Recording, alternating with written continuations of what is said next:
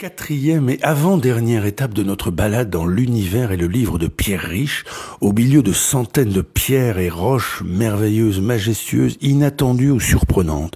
Le photographe et écrivain nous emmène aujourd'hui dans le Lot, là où flâne l'âme du Pays d'Oc, dans l'Hérault, l'Aude, terre de mystère et de légende, puis dans le Gard. On est parti du côté de Rocamadour. Tout le monde connaît Rocamadour, c'est un des deuxièmes lieux les plus visités de France après le Mont-Saint-Michel. Rocamadour, c'est une grande falaise d'histoire, ça remonte à moins 27 000 ans, Rocamadour.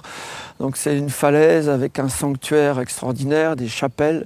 Et puis tout en bas également, on peut se promener le long d'une rivière asséchée, aller voir la source de Berthiol par exemple. Voilà, c'est un lieu éminemment touristique. On est sur les Causses également, du côté du Quercy, Rocamadour. Donc beaucoup de mégalithes, beaucoup de dolmens. C'est une des concentrations les plus importantes de France de dolmens. Beaucoup plus qu'en Bretagne d'ailleurs. Donc il faut aller visiter ces endroits-là parce que c'est vraiment l'âme du Pays d'Oc. Voilà.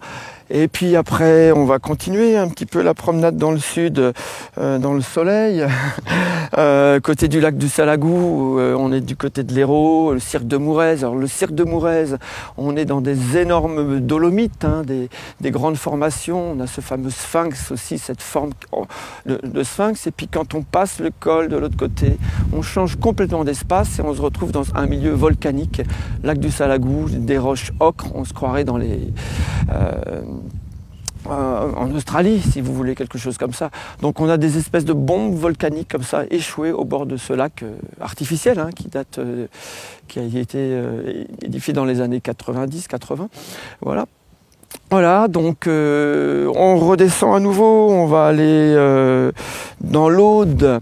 Alors l'Aude, le Puech de Bugarache, cette montagne de légende qui a fait tellement parler d'elle en 2012, suite à cette légende millénariste du 12-12-2012, c'est un lieu extraordinaire. C'est une montagne inversée, creusée d'avennes, plein d'avennes, et puis quand on monte tout en haut, on aperçoit effectivement toutes les Pyrénées. Et c'est un rocher de légende associé au mystère des Templiers, à la question de l'abbé Saunière, Rennes-le-Château. Donc quand on se promène dans l'Aude, on est vraiment dans une terre de légende et de mystère. Et puis ensuite, terminons voir cette promenade dans le sud avec, on remonte vers le Gard. Alors on va descendre dans des gorges. Je n'ai pas parlé des gorges encore. Les gorges du côté des Concluses, on a une espèce d'énorme porte naturelle qui a été creusée par les torrents. Et donc quand on y va plutôt dans les mois d'été, on s'aperçoit que ça forme comme une sorte de porte gigantesque qui est bien sûr envahie au printemps par la fonte des neiges. Donc on se retrouve effectivement, on ne peut pas passer. Mais quand on passe le Guet en été, on remonte le côté, le flanc est, et on arrive du côté d'un immense menhir qui fait 5 mètres de haut, c'est quand même pas mal pour les menhirs du sud, qui s'appelle la pierre plantée, qui est une roche qui a été creusée aussi à sa base, à l'époque du néolithique.